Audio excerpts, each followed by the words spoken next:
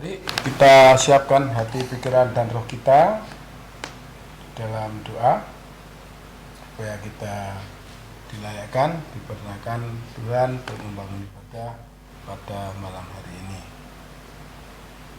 Terima kasih, puji syukur ya Tuhan Yesus atas segala berkat, penyertaan, kekuatan, kesehatan, keselamatan yang Bapa berikan pada kami saat ini, sehingga kami boleh Bapa pertemukan kembali bersama saudara kami, baik Pak Dujayono, Pak Adi Mulyono, Pak Suki, Pak Wita, Mas Didi, Mas Santo, juga Mas Asani, dan anak-anak kami, baik Kornil, Kevin, Ageng, Nathan, yang bersama-sama untuk mempersiapkan diri masuk dalam ibadah malam hari ini. Kami undang Roh Kudus untuk menguasai memimpin kami, sehingga perjalanan ibadah dari awal pertengahan hingga akhir boleh seturut dengan kehendak Bapa. Karena itu ya Bapa, ampunlah kami akan pelanggaran dosa kami, dan biar Roh Kudus yang memberikan hikmat pada kami masing-masing, khususnya pada saat ini pada hamba-Mu Pak Dujayono yang akan beribadah ini, juga Pak Edi dan saudara kami yang mendampinginya.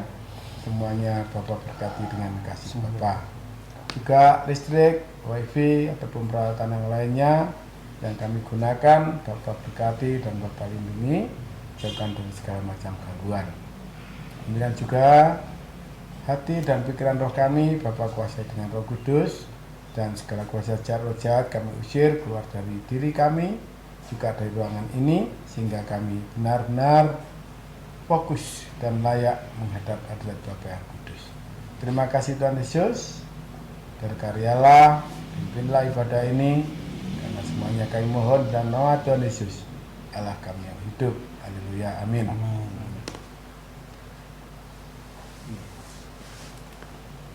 Saudara-saudaraku, dalam ibadah malam hari ini nanti diminta yang doa pengampunan dosa, mohon pengampunan dosa Mas Dendi, lalu doa pembukaan Mas Santo, doa syafaat penutup Bu Wita.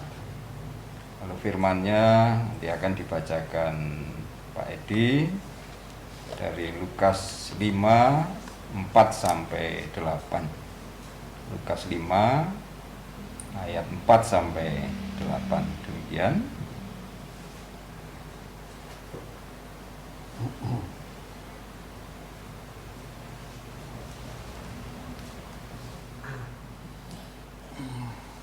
Shalom Aleichem Bisem Yeshua Hamashiach.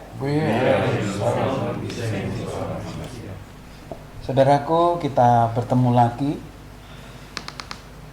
di hari kedua minggu ini, yaitu hari Sabtu. Kita akan puji namanya, kita sembah dia untuk kebesaran dan keagungannya. Bersama saudara-saudara kita di rumah, mari kita siapkan hati dengan baik agar ibadah ini berkenan untuk kemuliaannya. Kita agungkan namanya dengan pujian nomor 407 ayat 1 dan 3, terang cintanya.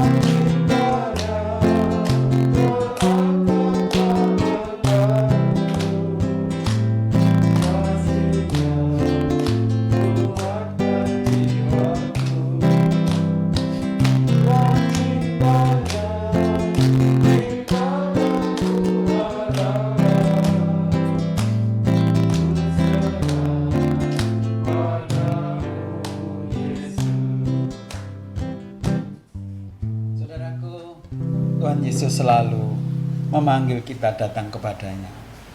Karena Tuhan Yesus ingin menguatkan, ingin membersihkan kehidupan kita, agar kita kuat menjalani kehidupan ini. Mari kita puji namanya kembali dengan pujian nomor 513. Yang kusembah hanya Yesus.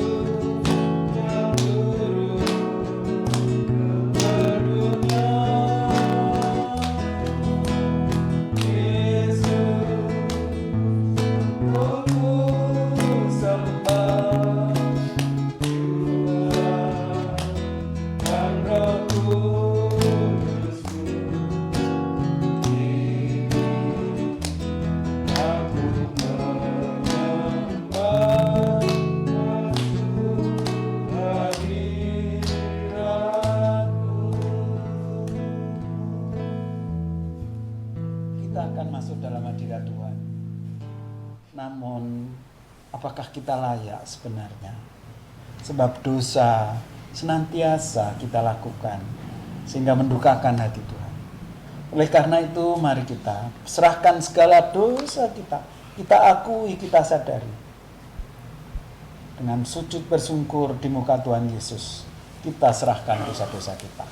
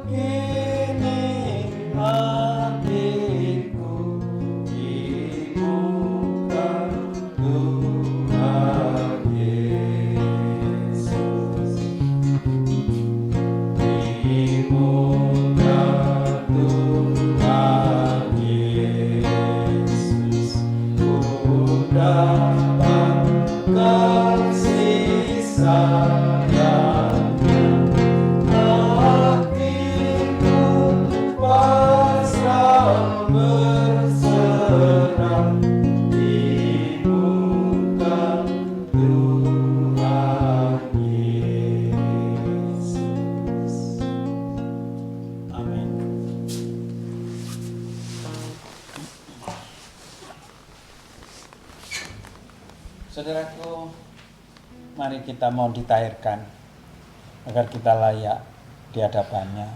Sebagaimana ungkapan Pemazmur 51 ayat 12 sampai 14. Jadikanlah hatiku tahir ya Allah, dan perbaharuilah batinku dengan roh yang penuh. Janganlah membuang aku dari hadapanmu, dan janganlah mengambil roh yang kudus daripadaku. Bangkitkanlah kembali padaku kegirangan karena selamat yang daripadamu, dan lengkapilah aku dengan roh yang rela. Kita mengaku dosa. Kita berdoa. Tuhan Yesus yang bertata kerajaan surga, terima kasih atas berkat-Mu Tuhan yang melimpah bagi kehidupan kami. Tuhan, terima kasih juga Engkau telah mengumpulkan kami bersama yang lainnya untuk ibadah di sini Tuhan Yesus. Tapi sebelumnya Tuhan, kami mengakui dosa atas segala apa yang sudah kami lakukan. Kiranya Engkau ampuni Tuhan Yesus agar kami layak di hadapan-Mu. Terima kasih ya Tuhan Yesus, kami sudah berdoa dan mengucap syukur. Haleluya, amin. Bila kita sungguh-sungguh menyatakan permohonan dan pengakuan dosa kita, Allah yang Maha Kasih mengampuni atas dosa-dosa ini.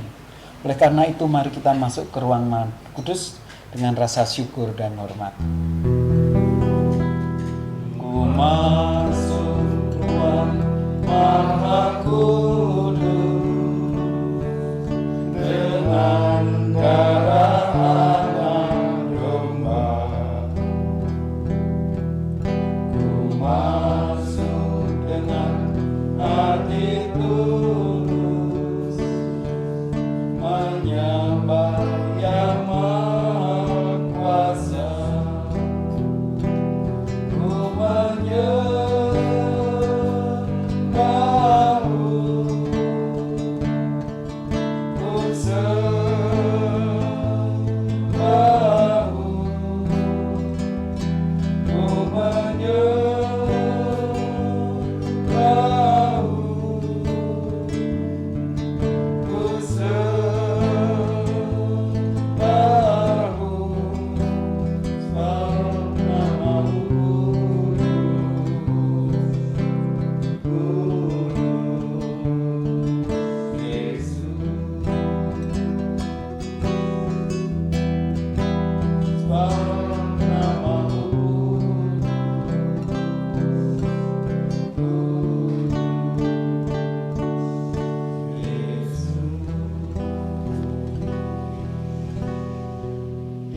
Yang Maha Kudus, mari kita puji namanya bersama malaikat di surga. Bersama malaikat di surga, nyanyikan kidung pujian, bermazmur bagimu, muliakan nama-Mu.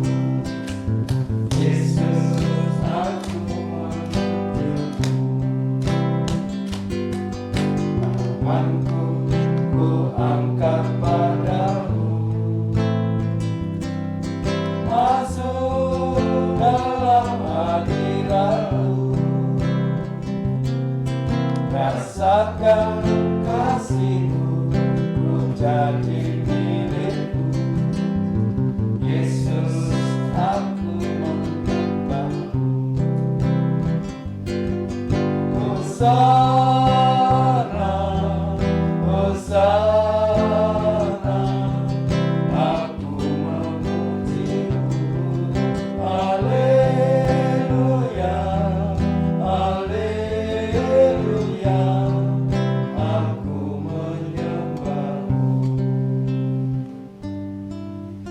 Kita masuk dalam doa berdoa.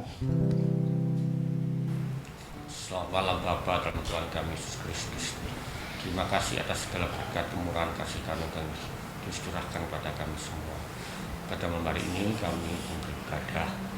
Berkatilah kami, usirlah segala kuasa kegelapan dari dalam diri kami dalam ruangan ini. Juga berkatilah yang Tuhan Agam, Pak Dwi, Pak Wibis, Pak Edi, dan semua yang terlibat dalam ibadah ini. Kuasailah kami dengan kuasa Roh Kudus. Tuhan Yesus, doa yang jauh sempurna kami panjatkan dalam nama Tuhan kami Yesus Kristus. Kiranya Roh Kudus sendiri yang menyempurnakan doa kami. Amin. Saudaraku kekasih, kita bersyukur kepada Tuhan Yesus yang telah berkenan mengaruniai firman pada malam ini.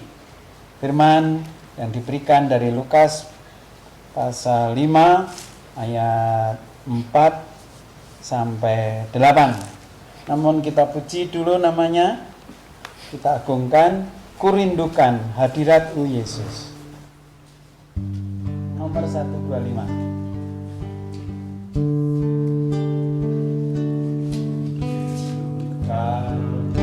Hadirat-Mu Yesus, disitulah ku selalu berkhidmat, sukacita untuk menampilkan. Hadirat-Mu Yesus, sedang perlindungan. Hadirat-Mu di sukacita bersama. Hadirat-Mu aku tidak gentar. Hadirat-Mu Yesus di sukacita bersama. Hadirat-Mu membuat hatiku gemas. Sekali lagi.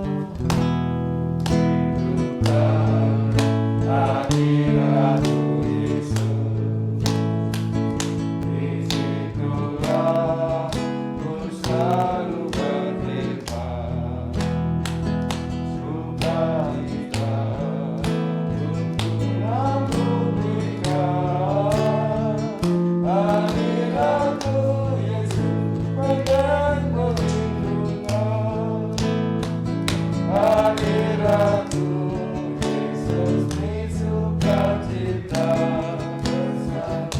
Hadirat-Mu aku tidak gentar. Hadirat-Mu Yesus di segala bersama. Hadirat-Mu membuat hatiku gemas. Kita menghadap hadirat-Nya. Tuhan Yesus, sungguh ajaib, besar kemurahan-Mu, kasih-Mu tak terduga, tak terselamai, seperti peparing firman malam ini, yang akan membangun hidup kami dari hari ke hari, sehingga kami kuat menjalani setiap tantangan dan pergumulan yang kami hadapi.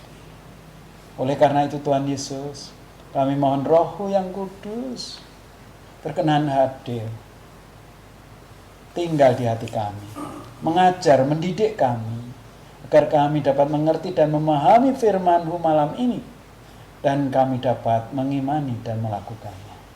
Terima kasih Tuhan Yesus, hamba-Mu Pak Dwi Cahyono, yang akan mengurai lebih dalam lagi. Berilah Roh-Mu yang menuntunnya. Matur nuwun Tuhan Yesus, inilah doa kami. Penuh syukur kami aturkan. Haleluya. Amin. Peparing firman malam ini dari Lukas pasal 5 ayat 4 sampai 8. Demikian. Setelah selesai berbicara, ia berkata kepada Simon, "Bertolaklah ke tempat yang dalam dan tebarkanlah jalamu untuk menangkap ikan." Simon menjawab, "Guru, telah sepanjang malam kami bekerja keras dan kami tidak menangkap apa-apa. Tetapi karena Engkau menyuruhnya, aku akan menebarkan jala juga." Dan setelah mereka melakukannya, mereka menangkap sejumlah besar ikan, sehingga jala mereka mulai koyak. Lalu mereka memberi isyarat kepada teman-temannya di perahu yang lain, supaya mereka datang membantunya. Dan mereka itu datang, lalu mereka bersama-sama mengisi kedua perahu itu dengan ikan, hingga hampir tenggelam. Ketika Simon Petrus melihat hal itu, ia pun tersungkur di hadapan Yesus dan berkata, "Tuhan, pergilah, daripadaku, karena aku ini seorang yang berdosa. Amin. Salam aleichem, bisem Yesua Hamasyah. Bersyukur saudara-saudaraku terkasih, pada malam hari ini kita bisa kembali beribadah pada Tuhan kita Yesus Kristus, baik yang ada di tempat ibadah ini maupun yang ada di rumah masing-masing.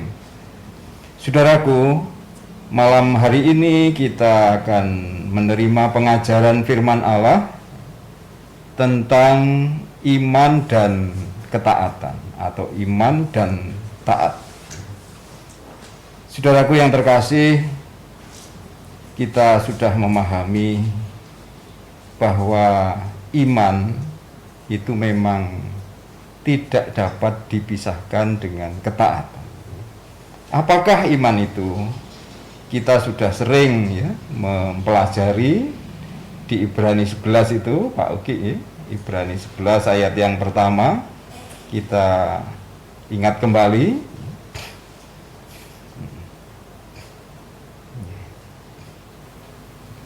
Ibrani 11 ayat 1 yang demikian firman-Nya, iman adalah dasar dari segala sesuatu yang kita harapkan dan bukti dari segala sesuatu yang tidak kita lihat. Kalau kita bergumul tentang iman, kaitannya adalah tentang hal-hal yang masih belum kita lihat, yang masih belum terjadi dalam hidup kita. Kalau kita berbicara bergumul tentang iman, hubungannya dengan hal-hal yang masih kita harapkan, belum tampak oleh mata indera kita. Dan tadi dijelaskan bahwa iman itu berkait erat dengan ketaatan. Taat itu juga bisa berarti tunduk, patuh kepada siapa kita taat kepadanya, berpegang teguh kepada nasihatnya, perintahnya yang kita taat kepadanya. Saudaraku yang terkasih, kalau kita mencermati tentang taat yang ada di kehidupan kita, itu memang bisa macam-macam. Ada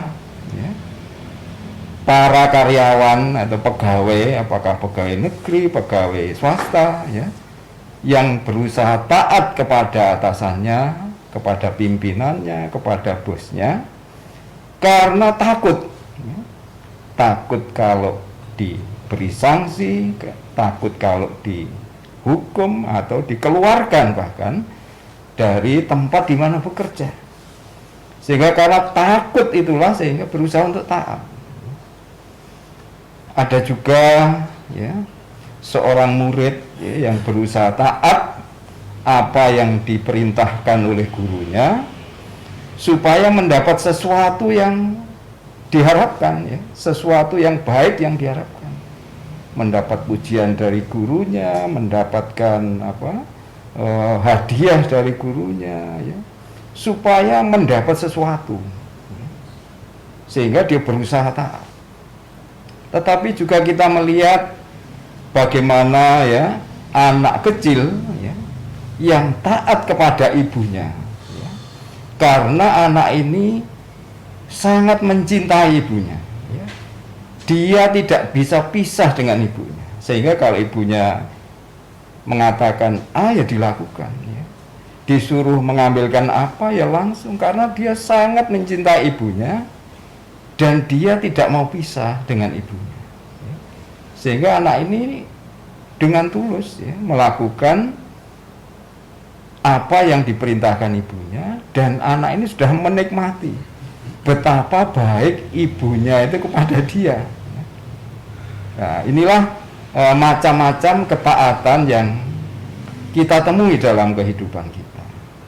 Nah, sekarang kira-kira kita masuk ketaatan kepada Tuhan kita itu yang mana, apa yang pertama, apa yang kedua, atau yang ketiga tadi? Saudaraku yang terkasih, malam ini kita akan mencermati beberapa pribadi dalam Alkitab dalam pergumulan hidupnya tentang iman dan ketaatan. Ya. Dalam pergumulan hidupnya tentang iman dan ketaatan. Ya. Mari kita lihat dalam bacaan kita tadi, ya. Kita mengenal sosok Petrus atau Simon Petrus, ya. Salah satu murid Tuhan Yesus yang bergaul karib, ya, dengan Tuhan Yesus. Bahkan dia setia, ya, mengikuti karya-karya yang dilakukan Tuhan Yesus. Pengajarannya setiap hari didapat. Dia juga melihat, menyaksikan bagaimana kuasa Yesus dinyatakan. Petrus ini kental, ya, hubungan, ya, kerohaniannya dengan Tuhan Yesus. Namun di satu waktu, ya, kita melihat bagaimana Petrus ini mengalami suatu kegagalan, ya, mengalami satu kekecewaan yang besar, yaitu ketika bekerja untuk menjala ikan, mencari ikan. Ya. Coba dibaca di ayat yang keempat, ya, Mbak Rita. Lukas 5 ayat 4. Setelah selesai berbicara, ia berkata kepada Simon, "Bertolaklah ke tempat yang dalam dan tebarkanlah jalamu untuk menangkap ikan." Ya, sedikit, lanjut. Simon menjawab, "Guru, telah sepanjang malam kami bekerja keras dan kami tidak menangkap apa-apa." Ya. Petrus sempat mengeluh, ya, karena mengalami kegagalan, kekecewaan dalam pekerjaan. Kenapa hal ini bisa terjadi? Ya. Kalau kita renungkan, saudaraku, di antaranya karena Petrus ini, ya, hanya mengedepankan iman dan ketaatan ketika dia bekerja, beraktivitas yang berhubungan dengan rohani. Ketika dia mengalami mujizat Allah, ketika dia mendengar pengajaran Allah, ya.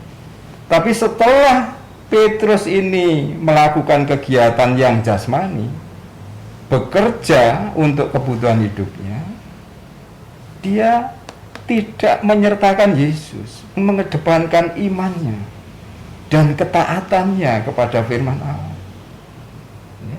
Setelah dia bekerja yang jasmani, dia mengatasinya dengan kemampuan dan kekuatan sendiri, sehingga mengalami itu tadi, gagal, kecewa. Padahal Petrus ini, ya, ahlinya mencari ikan, tetapi semalam suntuk nggak dapat apa-apa. Saudaraku, dari pengalaman Petrus ini kita perlu juga koreksi diri. Banyak orang-orang Kristen, anak-anak Tuhan Yesus, yang mengedepankan iman, berusaha taat kepada firman, hanya ketika aktivitasnya ini berhubungan dengan rohani, ketika beribadah di gereja, ketika bersekutu, ketika dia berdoa atau memuji, seakan-akan imannya dikedepankan, ingin taat. Tapi begitu bekerja dalam kehidupan sehari-hari, apalagi urusan jasmani, lupa, ya, tidak mengedepankan iman dan ketaatan pada Yesus, tidak mengundang Yesus, ya. Jadi dipisahkan, hal yang rohani saya tak berusaha dekat Yesus, tapi ketika saya bergumul dengan jasmani, ya aku harus pakai akal kemampuanku. Sehingga tidak sedikit orang Kristen yang dalam kehidupannya mengalami gagal dan kecewa, ya. Karena dipisahkan ini, ya. Iman itu hanya untuk hal yang rohani. Urusan jasmani, ya, pikiranku ini yang harus bekerja. Nah, inilah antara lain penyebabnya. Nah, saudaraku, dari pengalaman yang dialami Petrus ini, kita kemudian melihat, ya, di berikutnya, monggo Mbak Wita masih. Lukas 5 ayat 5. Ada lanjutannya tadi. Tetapi karena engkau menyuruhnya, aku akan menebarkan jala juga. Ya.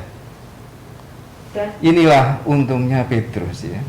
Setelah dia mengeluh ya, introspeksi, aku gagal semalam nggak dapat apa-apa. Tapi kemudian ingat kepada firman perintah Yesus.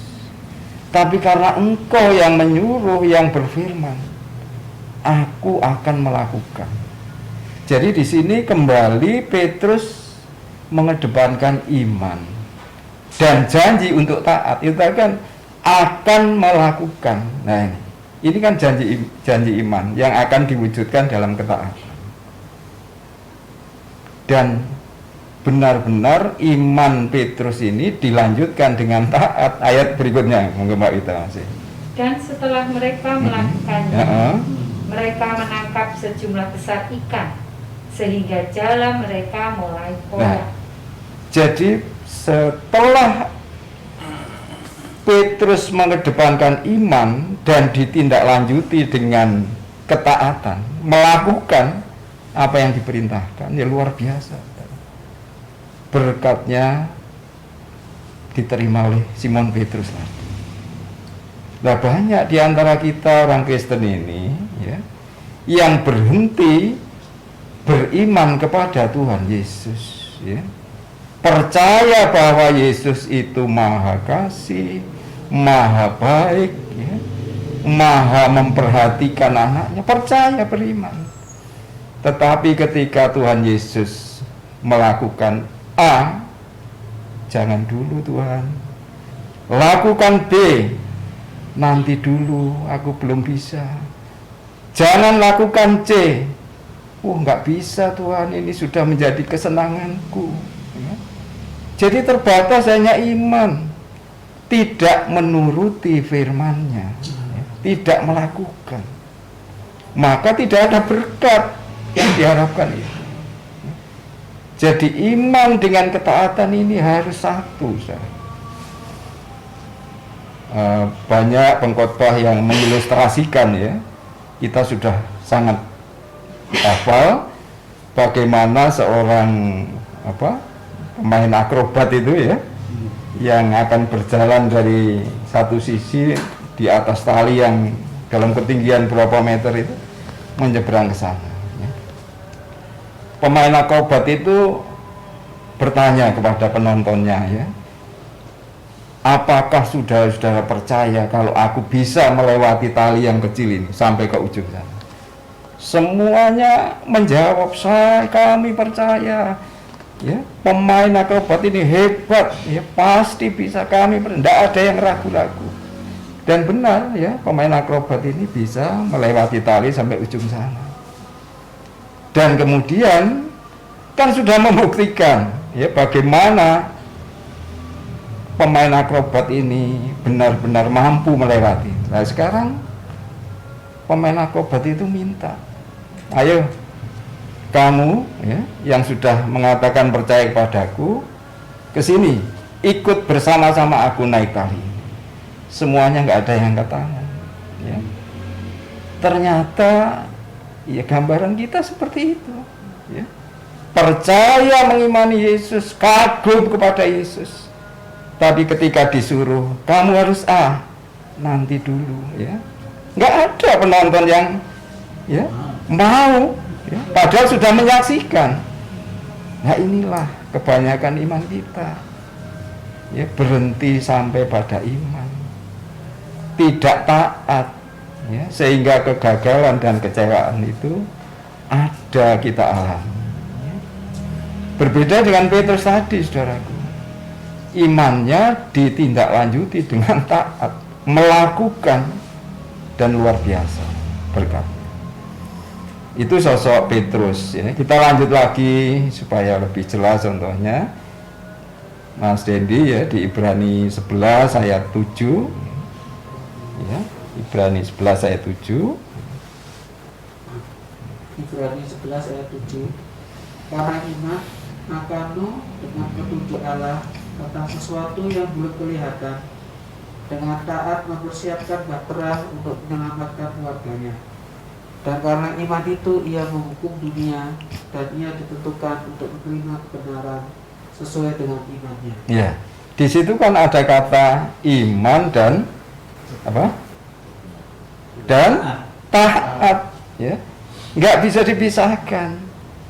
Jadi Nuh ketika diperintahkan Allah, dia mengimani bahwa yang diperintahkan Allah ini baik, benar, dan mendatangkan keselamatan bagiku, diimani. Tidak cukup itu, dilanjutkan dengan taat, ya, melakukan apa yang diperintahkan Allah. Padahal saudaraku, yang diperintahkan Allah ini bertentangan dengan logika, ya. Kalau perintahnya Allah cocok, ya, dengan hati kita, pikiran kita kan enak, langsung ikut. Tetapi perintah Allah ini nggak sesuai dengan logika manusia, ya. Bayangkan Nuh disuruh membuat bahtera hanya dengan 3 anaknya laki-laki itu, Sem, Ham, Yafet, harus membuat bahtera yang besar, ya, panjangnya 300 hasta, ya, lebarnya 50 hasta, tingginya berapa itu? 15 hasta. Harus dibuat tingkat 3, kayunya sudah ditentukan harus kayu gofir, ukurannya dan sebagainya. Belum lagi, ya, selain harus kerja keras untuk taat kepada perintah Allah, godaannya banyak, saudaraku. Saat itu tempat tinggal Nuh di sekitar pegunungan Ararat, ya, bukan di pinggir laut. Harus membuat bahtera sebesar itu, ya. Dianggap gila, dianggap macam-macam oleh masyarakatnya. Tapi Nuh lebih taat kepada Allah, ya. Dan luar biasa, saudaraku, ya. Ketaatan yang harus dibayar dengan apa? Kerja keras, dengan diolok oleh orang, ya. Mungkin siang malam bekerja karena demikian proyek besar ini membuahkan hasil keselamatan bagi keluarganya, ya. Dan Allah memberikan kebenaran kepada Nuh. Saudaraku yang terkasih, 2 pribadi yang memberi teladan kepada kita. Bagaimana mereka ini akhirnya bahagia, mendapatkan berkat yang di luar apa yang diharapkan, ya. Karena ada iman dan taat, ya. Ada ketaatan. Dan ingat, ya, untuk taat kepada firman Allah itu kan harus menyangkal diri, ya, seperti Nuh tadi, ya. Nggak masuk akal ini. Nek tak lakoni, kalau aku lakukan, wah, dampaknya luar biasa terhadap diriku, ya.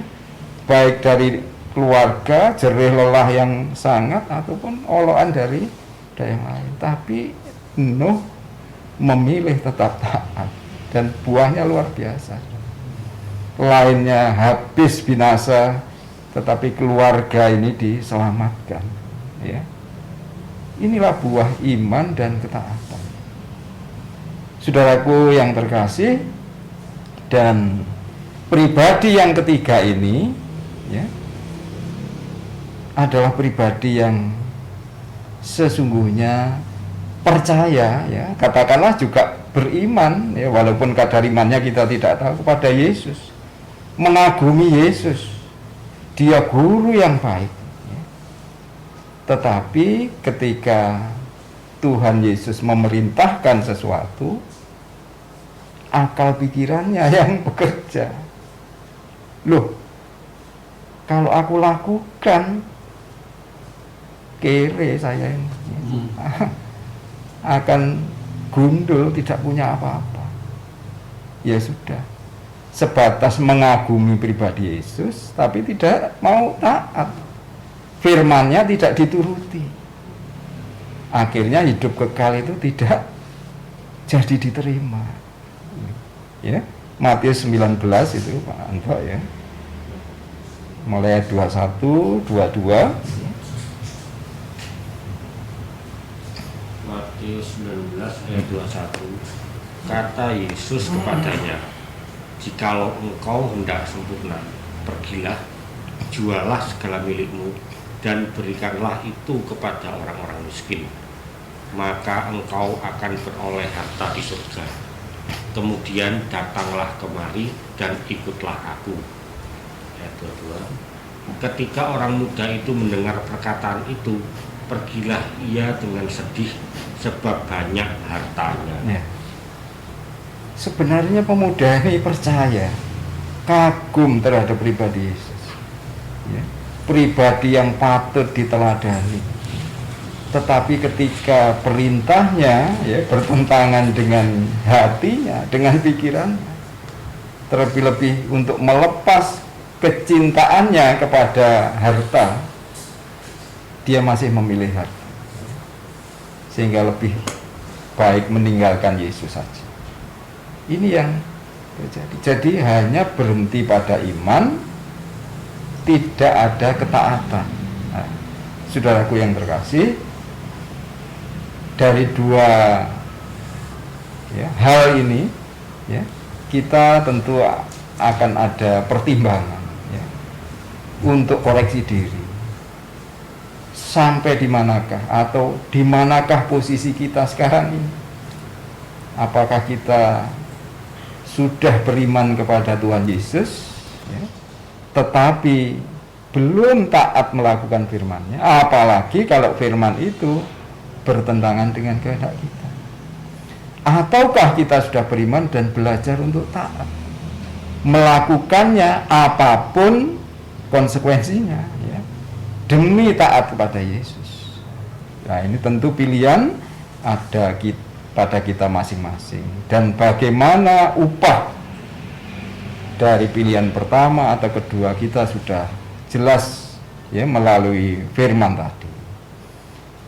Saudaraku yang terkasih, ya kita melanjutkan lagi ya di Yohanes 14 Pak Azani ya. Yohanes 14 ayat 23. Yohanes 14 ya. ayat 23. Ya. Jawab Yesus, jika seorang mengasihi aku, ia akan menuruti firman-Ku, dan Bapa-Ku akan mengasihi dia, dan kami akan datang kepadanya dan diam bersama-sama dengan dia. Ya. Jadi orang yang beriman dan taat pada Yesus, atau dengan istilah lain mengasihi Yesus, itu harus ditunjukkan, dibuktikan dengan menuruti firman-Nya.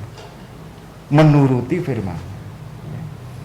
Jadi tidak bisa ya Tuhan Yesus ini ya akan kita rayu ya hanya dengan ya kata-kata, seakan-akan kita ini baik, tapi Tuhan Yesus ini ingin membuktikan ya, bukti kenyataan perilaku sehari-hari ya, apakah kita menurut firman-Nya atau tidak. Saudaraku yang terkasih, betapa kalau orang menuruti firman Allah, sebagaimana Nuh, sebagaimana Petrus tadi, maka pasti pada saatnya akan menerima damai sejahtera, kebahagiaan seperti yang ya pernah kita baca di mana? Yesaya 48 tadi ya, beberapa waktu yang lalu ya. Kalau kita memperhatikan ya, menuruti ya. Coba ayat Pak Edi dibaca ini. Ya, ayat 18. Yesaya 48 ayat 18 demikian. Sekiranya engkau memperhatikan perintah-perintahku, maka damai sejahteramu akan seperti sungai yang tidak pernah kering, dan kebahagiaanmu akan terus berlimpah seperti gelombang-gelombang laut yang tidak pernah berhenti. Inilah berkat upah ketika kita memperhatikan, dalam arti taat melakukan firman itu ya, memperhatikan, menuruti firman itu. Luar biasa, saudaraku. Kebahagiaan dan damai sejahtera tidak pernah kering, bagai gelombang laut, bagai sungai ya. Kalau di tadi Yohanes 14 tadi, ya, Bapa akan mengasihi kita dan diam, ya, bersama kita.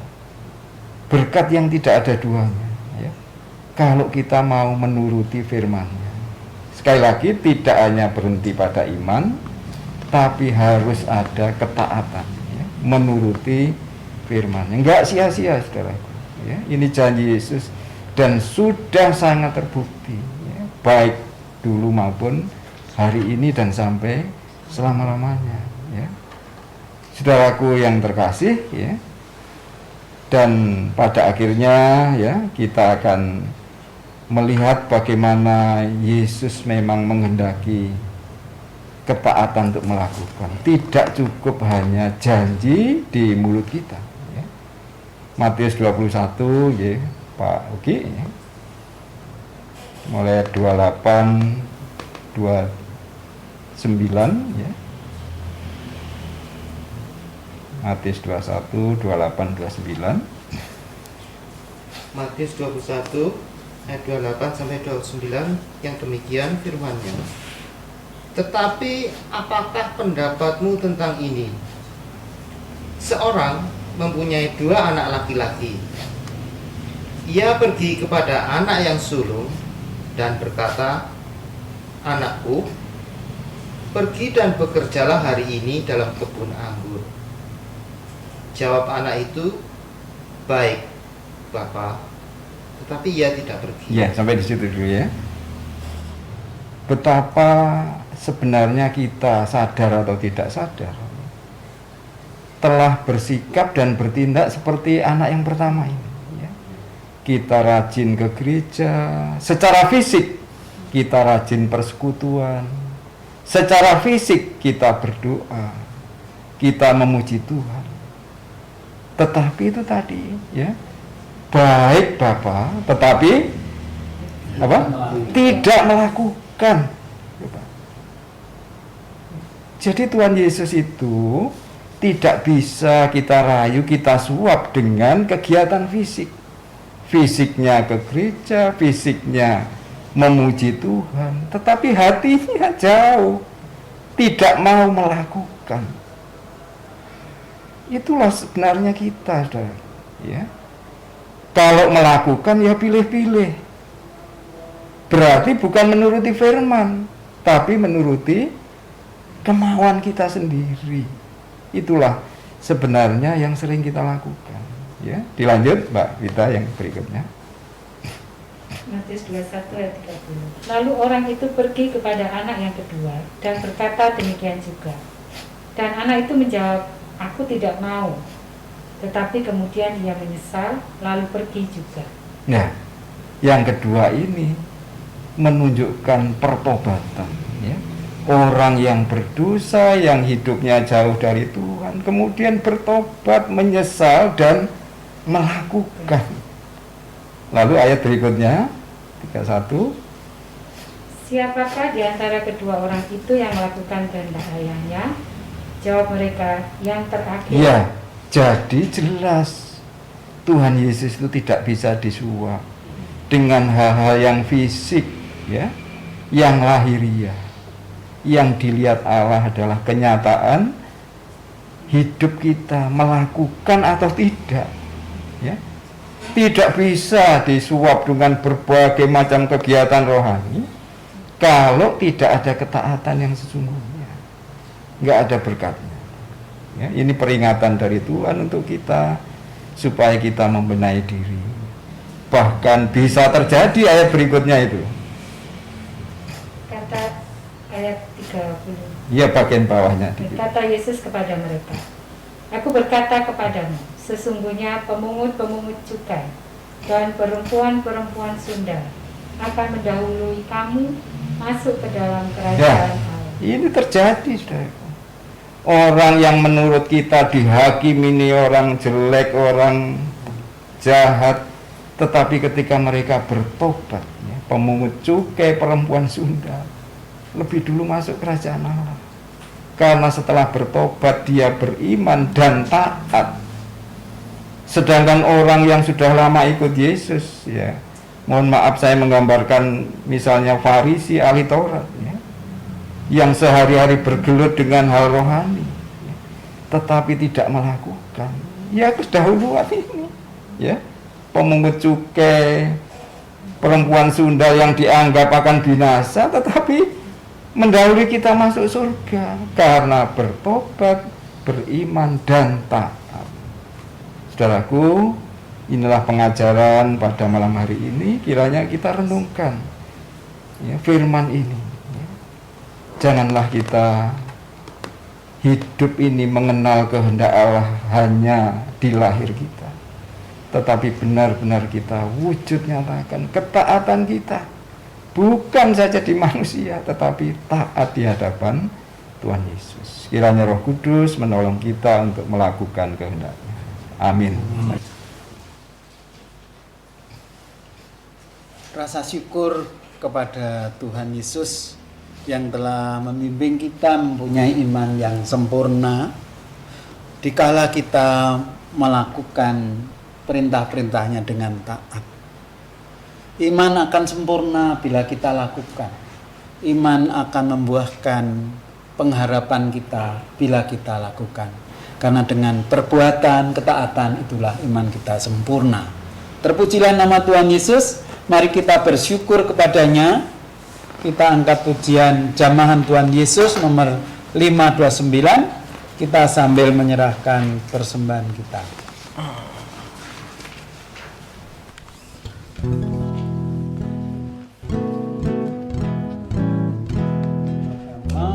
Tuhan Yesus mengampunkannya, tinggal kepada diriku, lakukan sauku kepandang yang jelas, tinggal bersamaku. Sungguh besar kasih-Mu Yesus, atas selalu Kau berlaku. Hanya Yesus benteng hidupku, tinggal selalu bersamaku. Ayat 2, bulan bintang. Bulan bintang bersinar, pancarkan kasih-Mu. Bulan bersinar, menyatakan berkatnya, membesar kasih-Mu kepada manusia.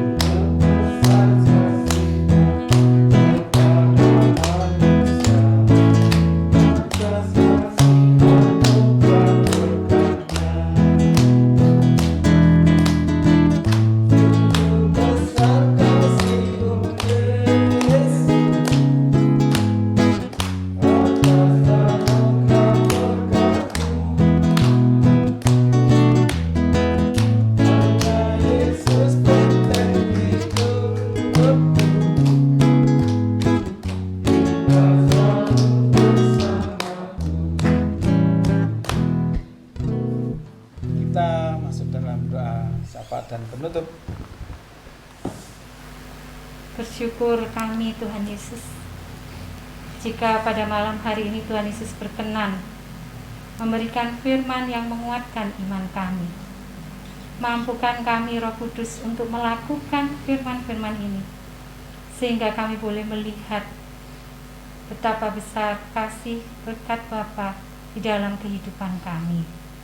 Terima kasih Tuhan Yesus. Saat ini kami berdoa untuk persekutuan-persekutuan doa yang Tuhan Yesus bentuk, baik yang ada di kota-kota di Jawa Timur, Jakarta, Ambon, Makassar, dan Yogyakarta.